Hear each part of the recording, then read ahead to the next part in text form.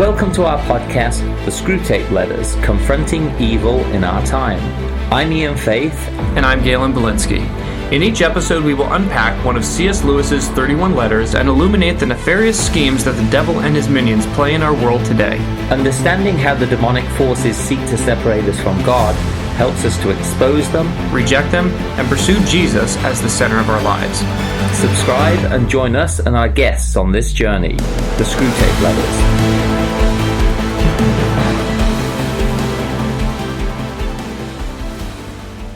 My dear Wormwood, I hope my last letter has convinced you that the trough of dullness or dryness through which your patient is going at present will not, of itself, give you his soul, but needs to be properly exploited. What forms the exploitation should take, I shall now consider.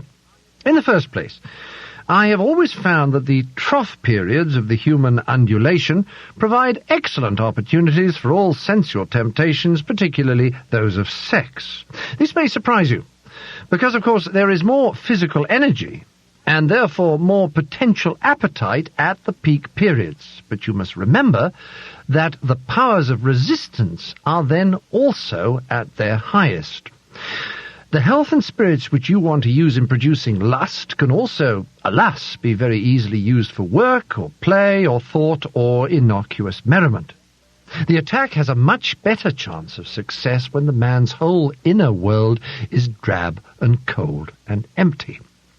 And it is also to be noted that the trough sexuality is subtly different in quality from that of the peak, much less likely to lead to the milk and water phenomenon which the humans call being in love, much more easily drawn into perversions, much less contaminated by those generous and imaginative and even spiritual concomitants which often render human sexuality so disappointing.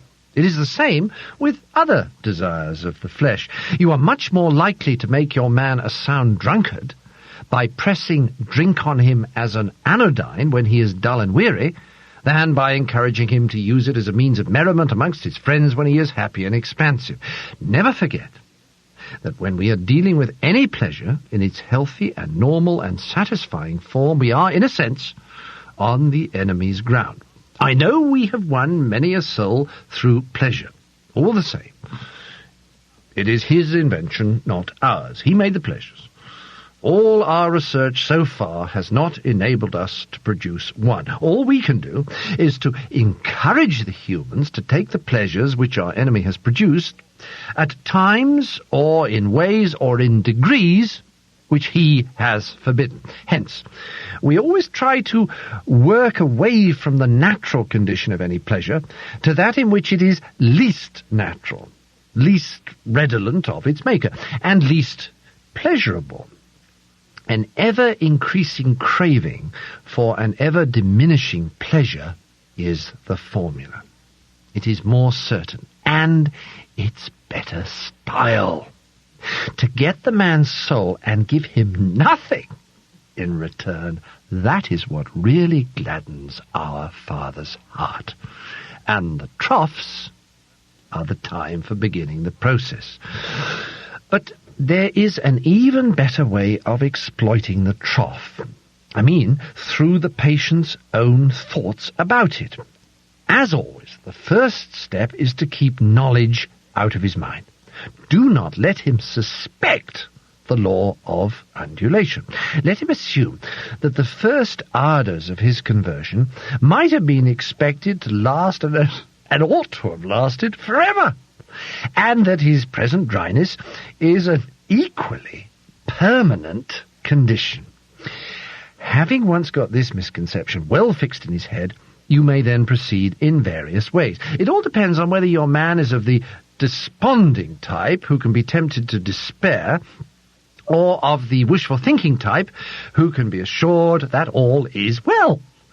The former type is getting rare amongst the humans. If your patient should happen to belong to it, everything is easy. You have only got to keep him out of the way of experienced Christians, an easy task nowadays, to direct his attention to the appropriate passages in Scripture, and then to set him to work on the desperate design of recovering his old feelings by sheer willpower, And the game is ours. If he is of the more hopeful type, your job is to make him acquiesce in the present low temperature of his spirit and gradually become content with it, persuading himself that it is not so low after all. In a week or two, you will be making him doubt whether the first days of his Christianity were not perhaps a little excessive. Talk to him about moderation in all things. If you can once get him to the point of thinking that religion is all very well up to a point, you can feel quite happy about his soul. A moderated religion is as good for us as no religion at all. And more amusing. Another possibility is that of a direct attack on his faith. When you've caused him to assume that the trough is permanent, can you not persuade him that his religious phase is just going to die away like all his previous phases? Of course, there's no conceivable way of getting by reason from the proposition, I am losing interest in this, to the proposition, this is false. But, as I said before, it's jargon, not reason, you must rely on. The mere word phase will very likely do the trick. I assume that the creature has been through several of them before. They all have. And that he always feels superior and patronizing to the ones he has emerged from. Not because he's really criticized them, but simply because they are in the past. You keep him well fed on hazy ideas of progress and development and the historical point of view, I trust, and give him lots of modern biographies to read. These people in them, they're always emerging from phases, aren't they? So you see the idea? Keep his mind off the plain antithesis between true and false.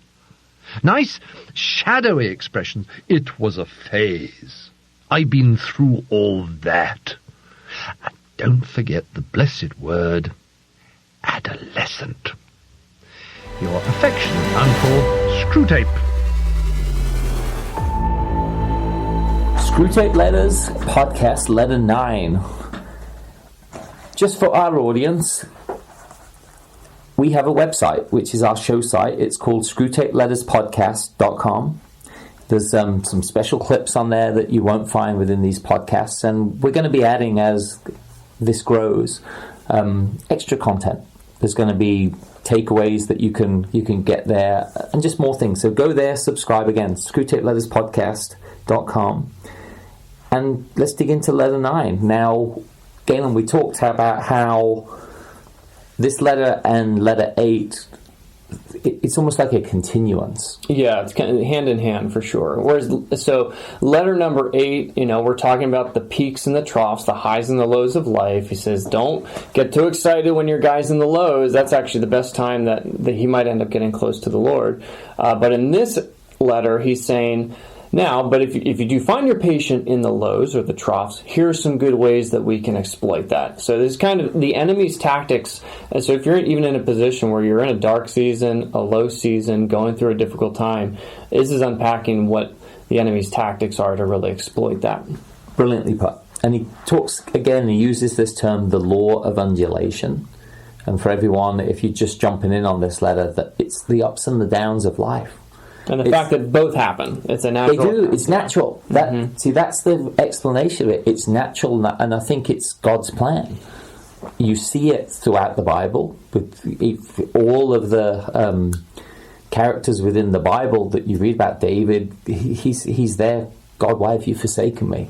Mm-hmm. You're so far from my distress. It's like he's really in a low point at that point in time.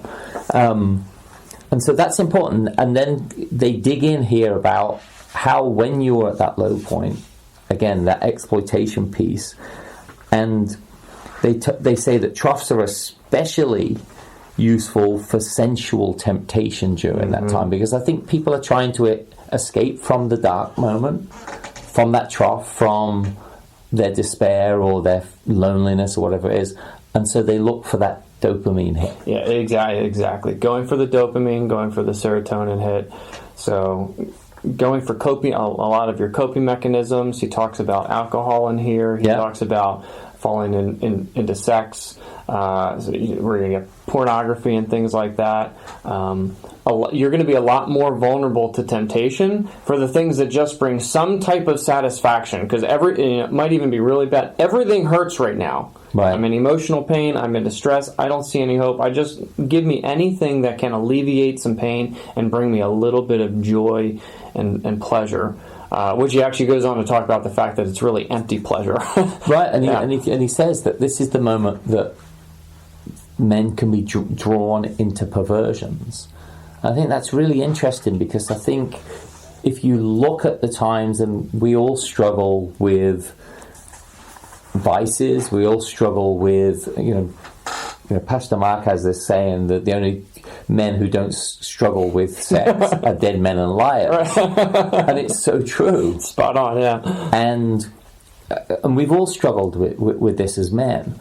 And at the lower times, it's that they're the times that you start to reach for something to make you feel better about yourself. But they don't actually spiral you upwards. They spiral you downwards. Right. Yeah. And he compares in a really interesting way people that fall into sexual sin when they're in low places in life versus high places in life. And I don't know. I'll ask it as a question. I don't even know if I 100% agree with it, but it's almost like when people are in good times and they fall into sexual sin, the sexual sin might actually accidentally lead them into like a happy life and a marriage, maybe a marriage that got off on the wrong foundation. But when you're at a high, you can at least experience sin in sort of in a more pure way. But when you're in the lows, you're more susceptible to what he calls a lot of the unnatural, debased sexual things. So I think pornography and things like that, people are going to that when they're really tend to be depressed. You're going to be more victim to it, and ultimately you're going to fall for those things that you're not ever going to get anything in return. He says to get the man's soul and to give him nothing in return, that's what really gladdens. Yeah, right. and there is that, and people talk about it, that emptiness with loveless sex. Mm-hmm. And I think where he's talking here, and C.S. Lewis does a really great job of saying that through his observations and maybe through encounters he's had, that you don't fall in love with someone in really dark times because you're not in a place to experience that. Mm-hmm. You're much more likely to lean toward, because as well, mine's racing at 1,000,000 miles an hour with this, when you're in a dark place, the idea of being patient for love isn't there, because you want to get out of where you're at really quickly. Mm-hmm. And for everyone listening, if you're in that place, this is where you've got to be really careful, because the first things you will be drawn to are quick hit satisfaction. Mm-hmm. And that's not going to be the road to the peaks and to the good times in life. They are just going to keep you mired in that sin, but mired in those low times as well. You're circling the drain. Yeah, he says that creates an ever-increasing craving for an ever-diminishing pleasure. Yes. The craving goes up, but the joy from it just keeps getting lower and lower and lower. The downward drain cycle. Yeah, he even talks about and uses the term drink as an anodyne, and an anodyne is something that's free from pain. So the idea that you're using something to take away that pain rather than to find a way through it and find a way through those dark moments. And sometimes it's just patience. Sometimes you just have to weather the storm. Like we talked in the last episode about Jesus on the boat, and Jesus is like, you guys are all freaking out in the storm. Be quiet. Mm-hmm. Be still. And the winds die down and the storm stops. And I think that's a great way to look at times. And it's helped me that when I've been through dark moments, isn't to look and woe is me, but is to just say that I've just got to dig myself out of this hole. And it's kind of an interesting term anyway to use, because you're in a hole, how can you dig your way out of it? But hey, you can actually make a ramp on one side of the hole and dig your way out of it. So, again, that's the way you've got to get your mind thinking, is how do I get myself out of this situation rather than how do I wallow in this situation? You know, something for just a little bit of, I don't know, maybe a little bit of encouragement. This may surprise you, but of course, when you're on the highs, there's more physical energy, therefore more potential appetite. At the peak periods, you must remember that the powers of resistance are then also at their highest. The health and spirits which you use to produce lust can also be used for work or play or thought or innocuous merriment. So he actually has an interesting thought here that I think you can even maybe start to embrace as a remedy to start to maybe get out of the rut and start to get out of from the trough up into a peak season. He talks about what people do with their energy when they're in the peak seasons. So he says, well, don't forget, when your guy's at the peak season, it might be easy to tempt him into sex, but he also has a lot more energy to fight the temptation. Right. And he actually gives a little hint of like what healthy life looks like, especially with regards to a lot of the sexuality and a lot of the merriment and the good things of life. He says the health and spirits with which you want to use in producing lust, alas, can also be very easily used for work or play or thought or innocuous merriment. In other words, when you're and he's talking in the context more of people when they're in the high season, but even in the low seasons as well, if you can direct your energy, again, when you're in a trough, you don't have as much of it, right. But at least rather than directing the energy you have towards the things that are going to pull you in, start thinking of directing that energy to meaningful work, meaningful play, productive thinking, innocuous merriment. Again, we're expanding our vocabulary reading C.S. Lewis, but just like enjoying happy times. Take your energy and try to break the rut, get out of the cycle, and get down a different mental path to direct that energy in a positive way. It's interesting because I think a lot of people, when they lose jobs or get fired or get laid off, that immediate moment that happens can either set your path towards a huge trough, or it can push you in a positive direction. Mm-hmm. And I think I brought this up because there are life events that happen. It could be the death of someone, having to move your house, losing the house, losing your job. If you can at that point actually set some positive markers, because what your experience is actually change. Mm-hmm. It's not death. Sure. Right? It's just change. Yeah. If you can be positive during that, and again, with that whole idea, if you get laid off of a job, and there's a lot of that going on in this economy at the moment, look at it as being an opportunity for change, as a positive moment. And I think if you do that, that puts you in a much better headspace. And what employer out there doesn't want someone who is exciting and positive and uplifting, rather than someone who's desperate and depressed and woe is me. Right. So I think that's a brilliant analogy around, in that same place, is when you get into those troughs in life, and they happen for multiple reasons, find your way out of it. Mm-hmm. And recognize the patterns, like, because we all get in our own heads, yes. We all get in those bad thought patterns, and it's like you have to do something intentional to break the cycle, whether it's a mental pattern or an addiction pattern. Break it, but be intentional about it. I think the point of this episode is to see trough seasons happen. The enemy comes in a very real way. Now that we can see the tactic, do whatever you can do to try to break yourself out of it. And it's not diminishing the fact that we go through hard times. I'm not just telling them, be happy in your dark season, but be intentional about. But remember, there was that Oscar-winning movie, It's a Beautiful Life, set in the concentration camp. Mm-hmm. Yeah, the Italian film, where they decided to be happy in that moment. Now, whether it's probably fiction, because what a horrific place to be. Sure. But at the same time, there are stories about Bonhoeffer and a few other World War II prisoners who chose to be happy through those moments.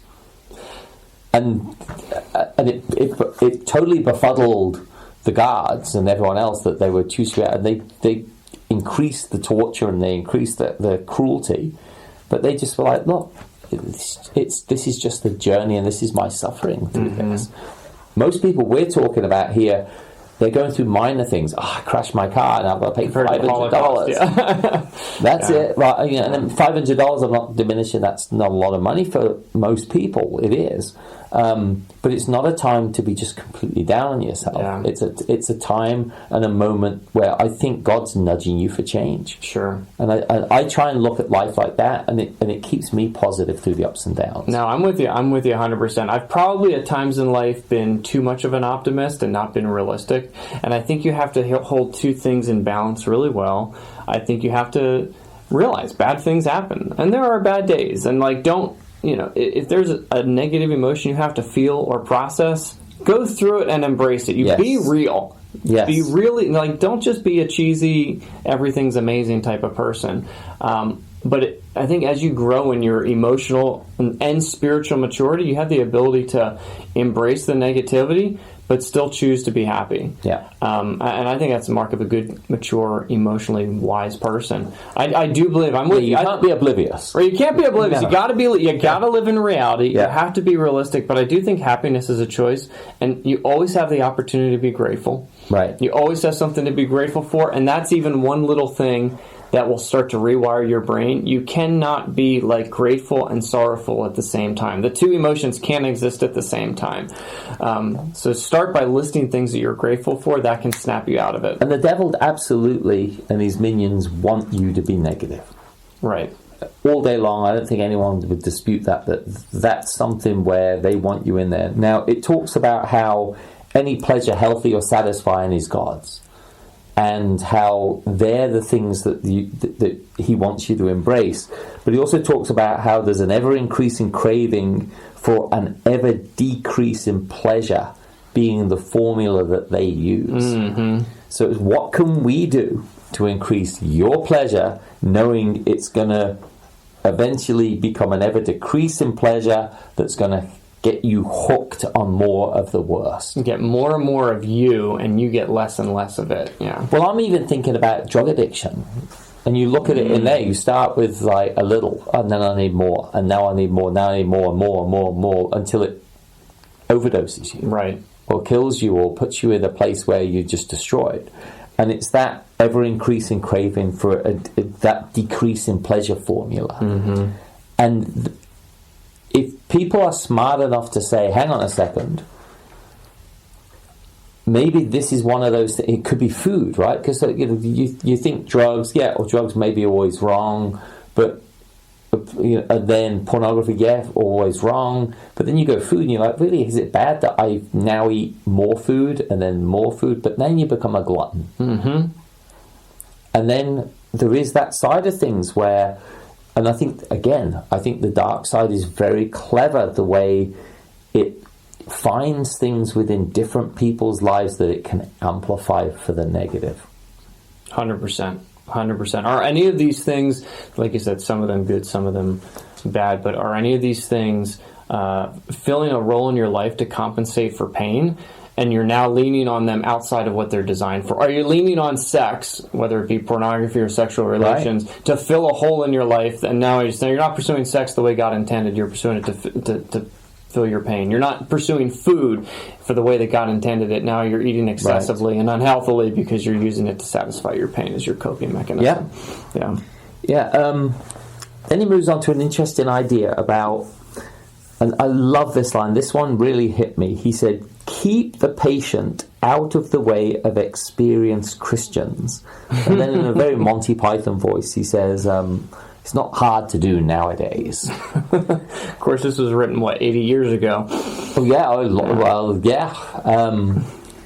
But I think that's an interesting moment, because I think when you get involved in a small group or a very engaged church or a men's group or a women's group, all of a sudden you start getting around people with different levels and experience of faith. Mm-hmm.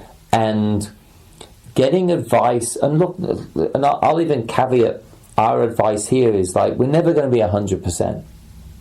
I don't think I'm ever going to be someone who can give someone Christian advice 100%. But I don't think perfection is the goal. Perfection shouldn't be the goal, but progress is. Progress towards it, absolutely. Because I always look at my walk with Christ and think, I have a long way to go. Mm-hmm. I'm way, way, way off being able to call myself good. Right. You know, and that's the challenge, and I think that's the walk that's really important. But when I find myself around more experienced Christians, more people who understand that relationship with God better, and I think we saw it in an earlier letter where when my grandmother and grandfather died, they asked me, do I want a memento of theirs to keep? And they had a crucifix they hung up above their bed. And I've kept that crucifix. So, and I look at that crucifix, and that was probably above their bed through the Second World War when this was being written. Wow. Right? But that's not God. And it talks in an earlier letter that keep people fixated on their things. Right, and the trinkets. That God's that, and it isn't God. Sure. And I think that was a really interesting moment for me, because sometimes in my past I found myself praying to the crucifix. And I thought to myself, am I praying to... Now I'm thinking, was I praying to God or the crucifix? Right. Too caught up in the actual symbol and relic, not the God. There you go. And I think he uses that symbol or relic in that earlier episode. So as a piece of advice for people listening, find yourself people in and around you, and don't follow them. Just experience them. Right. Do life with them. Thank you. Find a good life-giving community. Because and where he talks about this, he kind of shifts gears, and he's talking about the fact that not only do you want to keep them away from other experienced Christians, or just talk about people who are just mature in their walk with Jesus, but make him think that remove from his mind the fact that there is the high and the lows. Because if he remembers that concept, he's going to know that there's a high coming, and I'll get through this. So get him to think that this current state is permanent, where I'm going to be. Remove the hope that this too will pass, and it's talking to other people that help you remind you of that. That help you. You need to snap out of your own world. You need to snap out of your own head sometimes, and go into a small group. We do Tuesday night, Wednesday night men's groups at the church, round table discussions, or whether it be a home Bible study small group or something like that. Talking to people who are more mature Christians can help you get out of the rut. Remember, okay, hey, a good time is coming. Let's not get stuck in the habits of the low season. And you get to hear stories of people who have had and been through their own challenges. So you understand it's not just you. I remember Dennis Prager on one of his shows had a great episode where friends of his asked them to go out for dinner, him and his wife, and they went out for dinner, and they started pouring out about like the struggles they were having within their marriage, and Dennis opened up about us too. And the moment you realize it's not just you that's suffering or going through a particular struggle, that others do too. And that's what I love about those small groups, is that people will open up, and they don't have to get into specifics, but knowing that you own your own business and you're struggling and you're here, and I'm unemployed and not doing well, and I'm here, and you go around the room and you see that, and you say to yourself, wow, okay, that it is a journey that people have got to get through. Now, C.S. Lewis makes a pivot in here, and I think he means that as people come out of these troughs, that they start, and if they come out of it without being prayerful, and they come out of it and just certain things happen in their life where they start to move towards a peak, that they start looking at their religion and looking at and saying, was it really a big part of that got me out of that? Was it what got me into it? Maybe I'm a little overzealous with my faith. I talk about Jesus too much. Maybe it was just my whim, or something I was just prone to be part of. And he talks about, and I think it's a great concept of, make them think about just religion in moderation. And that gets me thinking of Sunday Christians. He's like, I'm religious, I go to church on Sunday. By Sunday afternoon, I can't remember it, but like Sunday morning, I knew how to get there. Yeah, right. And for me, I've been there. I've been there as a Sunday Christian. and also as a Christian, said, I don't even need to go to church. I can just do me. And it's interesting looking back and thinking about those times, and thinking and not being satisfied, and also not getting deeper, and thinking along those concepts of religion in moderation. Well, I think what he's doing is get your patient to think that this state of, the trough is just a permanent thing, and therefore I'm no longer, whatever excitement I had when I first came to faith, get him to just start to get complacent with his faith and just think, well, my faith must not be alive because I'm stuck in this permanent low state where I'm just in constant suffering. And just get him thinking that, well, I guess the religion is just a smaller piece of my life, or something that didn't really matter, or get him to doubt whether he really, believed it all. He believed it all, or maybe just move beyond it. And then it's almost like coming to a negative season, being isolated, and then giving up on it, and then walking away from the faith and turning to an attitude of cynicism, where you actually have like judgment and scorn, feelings of superiority and patronizing people. Oh, well, I went through that. I went through that Jesus thing, and it just didn't work out for me. I guess don't go there. No, because I think that the demonic realm wants us, as is pointed out, that he wants us to believe that those troughs are permanent, and that religion isn't going to get you out of it. Right. Jesus isn't going to pull you out of it. And for them, it increases despair, which draws you closer to the dark side, as we see, going back to temptations and lust and perversions, and away from God. And again, the law of undulation. I think it should be something that should be above in every church and every school. It's something we should talk about more. It's huge. Because it really does set you up to understand that life isn't fair. You're going to go through peaks and valleys, and just ride them. Don't isolate.